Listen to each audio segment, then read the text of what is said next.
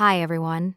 In today's tutorial, I'm going to demonstrate how to use A608 to connect KTV panel. The first type, the N-type panel. First, connect the controller and panel.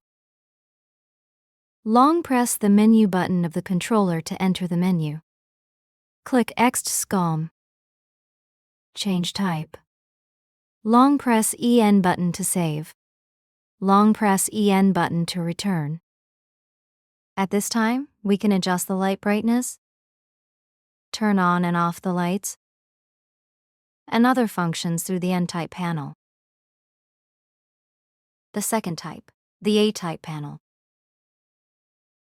First, connect the controller and panel. Long press the menu button of the controller to enter the menu. Click SPI. Change type. Long press EN button to save. Long press EN button to return. At this time, we can turn on and off the lights, adjust the light brightness, and other functions through the N-type panel.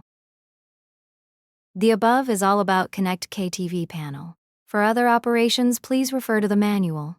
Thank you for your time. See you on the next tutorial video.